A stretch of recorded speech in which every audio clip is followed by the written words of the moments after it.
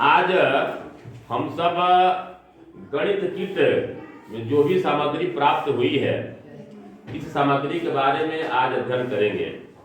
तो देखो ये गणित किट है और इसको मैं ऐसे खोला और खोलने के बाद सबसे पहले मेरे हाथ में देखो ये दफ्ती के कुछ टुकड़े हैं, ये हमारे हाथ में आ गया और हम लोग बारी बारी से इन टुकड़ों से आकृति बनाएंगे और उसके बारे में जानेंगे इस दफ्ती का टुकड़ा किस प्रकार की आकृति के रूप में बदल रहा है।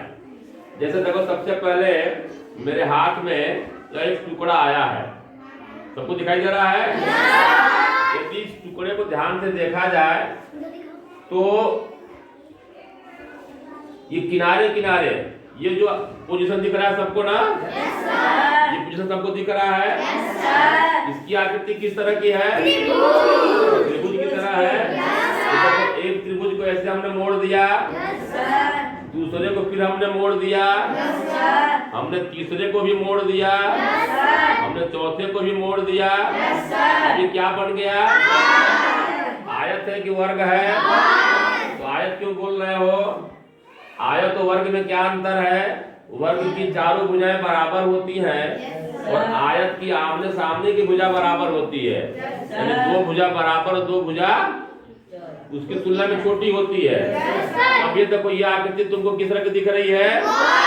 वर्ग की तरह दिख रही है। अब इस आकृति को मैं खोल दिया और ये जो त्रिभुज की तरह दिखाई दे रहा था उसको हमने ऐसे पकड़ के चिपका दिया।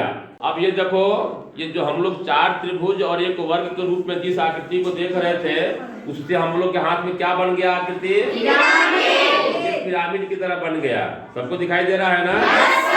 बहुत अच्छा। अब देखो ऐसे ही हम ये जो दूसरा टुकड़ा उठाए, ये दूसरा टुकड़ा किस प्रकार का दिख रहा है? त्रिभुज के आकार का दिख रहा है। अब इसमें देखो एक त्रिभुज ये है, इसको हमने मोड़ दिया। अब यह किस आकार का दिख रहा है?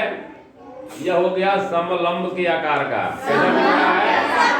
समलंब। समलंब का मतलब होता है जिसमें चार भुजाएं होंगी और दो भुजाएं समानांतर होंगी, यानी उनके बीच में समान अंतर होगा, समान दूरी होगा।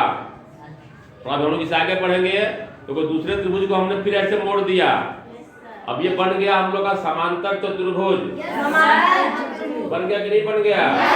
समांतर चतुर्भुज की विशेषता क्या है? उसकी चारों भुजाएं बराबर होती हैं और सम्मुख भुजा एक दूसरे के समानांतर होती है। तीसरी भुजा को देखो, जो तीसरा त्रिभुज दिखाई दे रहा था उसको हमने फिर मोड़ दिया। अब ये आकृति कैसी बन गई? त्रिभुज आकार की बन गई ना?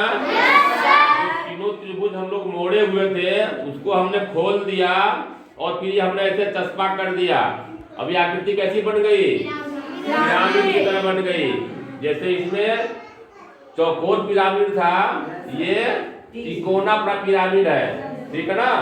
दोनों में अंतर बस इतना ही है, यह पिरामिड चौकोर था और यह पिरामिड त्रिकोणा है। ठीक है ना? दोनों चीज समझ में आ रही सबको? बहुत अच्छा। अब आगे देखो ये हमारे हाथ में है, इसका आकार अंग्रेजी की किस अक्षर की तरह दिख रहा है? की तरह दिख रहा है ना?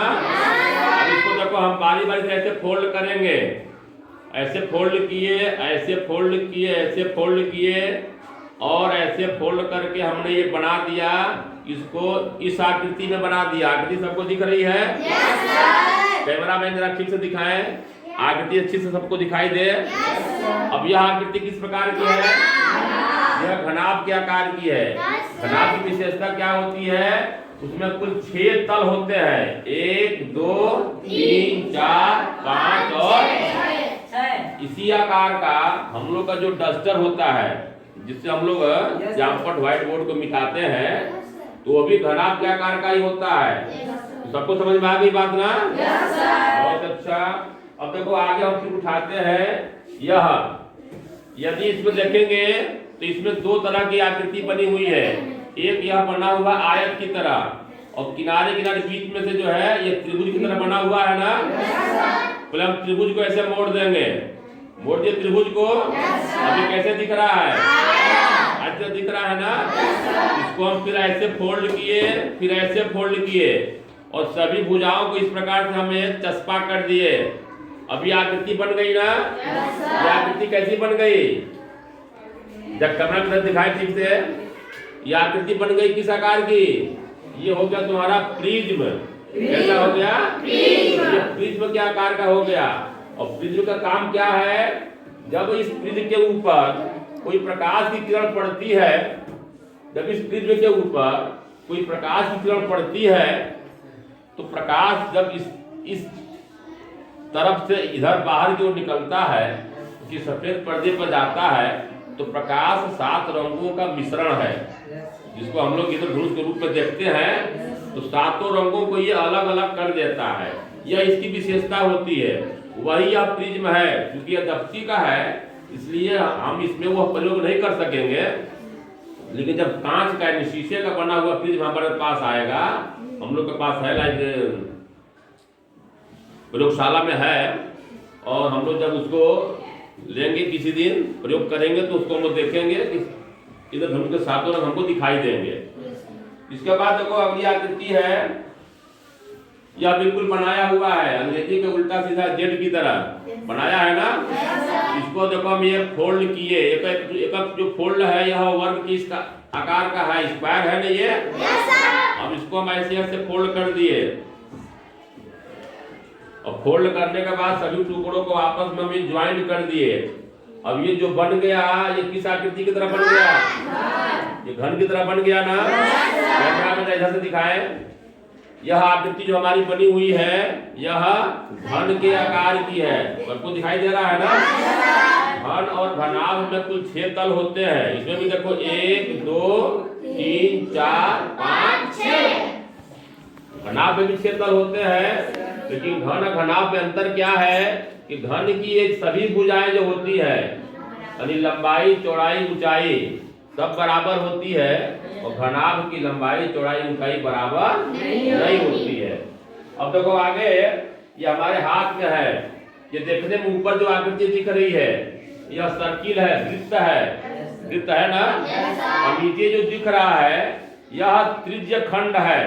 यदि इसको केवल इस नीचे वाले पोर्शन को देखा जाए, तो यह ज्यामिति के हिसाब से यह त्रिज्य खंड है। अब इसको हम इस प्रकार से मोड़ेंगे, मोड़ने के बाद फिर इसको हम इस पे ऐसे चस्पा कर देंगे। अब यह जो आकृति बनी है, क्या बता सकते हो ये आकृति किस प्रकार की है? तो शंकु के आकार की आकृति बन गई, जिसको जोकर की टोपी कहते हैं। ऐसा कौन तुम लोग खाए भी होगा स्क्रीन के रूप में, तुम लोग पहचान रहे हो? किस आकार का है? बहुत अच्छा।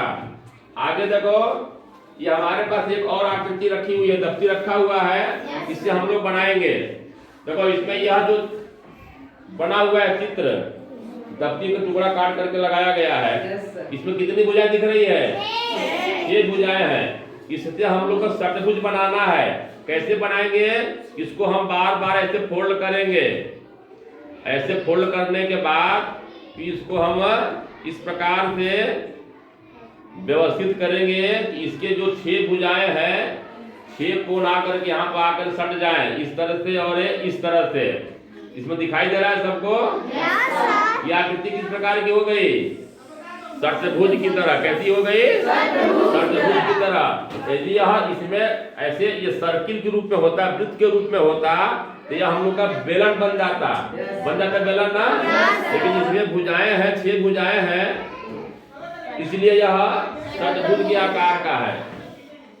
अब देखो बेलन की चर्चा हुई, तो अंतिम टुकड़ा है, इससे हम लोग बनाएंगे बेलन। यदि इस पे देखेंगे हम लोग ध्यान से, तो ऊपर एक सर्किल है, एक वृत्त है ऊपर, नीचे भी एक वृत्त है, और बीच में एक आयत के आकार की पट्टी है।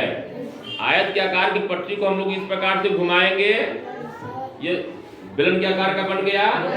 ऊपर से इसको ऐसे चस्पा करेंगे, और नीचे से इसको ऐसे मोड़ देंगे। अब देखो यह आकृति किस प्रकार की बन गई? बेलन के आकार की ना। इस प्रकार से जो हम लोग के गणित किट में आज सामग्री प्राप्त हुई है, आज के अध्ययन में हम लोग ज्यामिति के रूप में अध्ययन किए हैं, और इसमें जितनी आकृतियां बनाई जा सकती थी हम लोगों ने बना करके उसको देखा है और जानकारी प्राप्त किया है। तो किसी कोई मन में दुविधा है क्या? बहुत अच्छा।